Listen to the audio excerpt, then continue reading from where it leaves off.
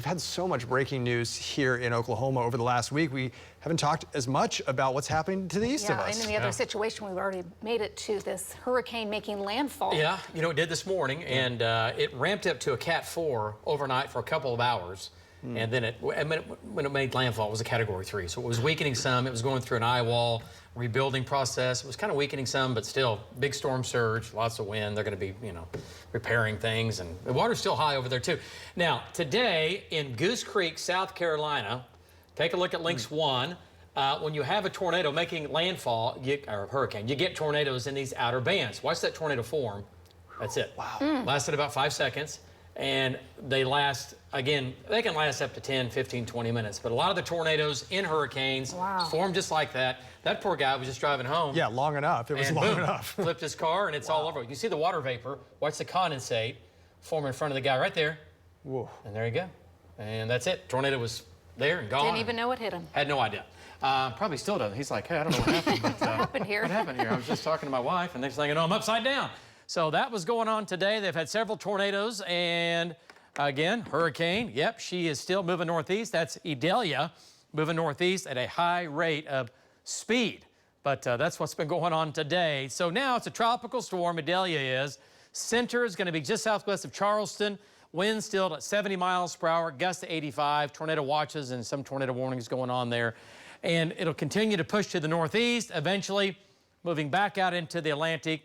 And they're going to have, yeah, obviously lots of rain in the Carolinas tonight and for a while tomorrow. But made landfall again as a Category 3. It was Category 4 right before landfall, Category 3 as it made landfall at about 6 o'clock Oklahoma time this morning.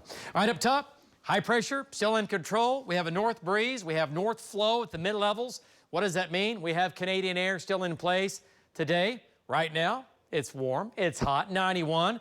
It feels like 90 degrees because of that dew point that's all the way down into the low to mid 50s. How about a 54 right here in Oklahoma City? So it still feels pretty good outside. It'll be nice this evening. It'll be nice in the morning.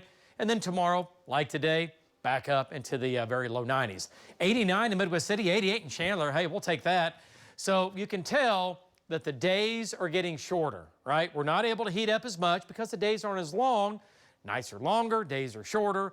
So you only have so much time on the clock to get hot before the sun starts to creep on down, all right? 97, though, down in Frederick, 98 or 97 in Hollis as well. So lots of low 90s on the map. It's a north breeze at about 5 to 10 miles per hour. And dew points, the moisture, mainly mid-50s going on, some upper 50s and low 60s off to our east. But for the most part, feels pretty good out there. Not bad, as long as we have that north wind. But that's going to be changing.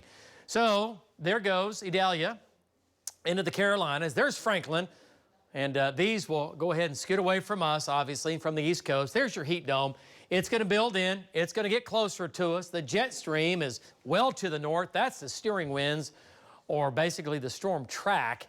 And notice how far away it is from Oklahoma. Not even close to us. But that'll be changing. Now, over the weekend, we get a little hotter each and every day. We end up with the south wind, so that humidity is going to increase. There might be a storm system early, middle part of next week that tries to come out of Texas and Louisiana into Oklahoma, give us a slight chance of rain. Doesn't look great. And then another piece of energy moves by. But once again, the storm track stays to our north and to our west, and that is what's going on. And right now, that looks like what's going on even into the first of the state fair starting. How about that? Coming up mid-September. All right, lows tonight.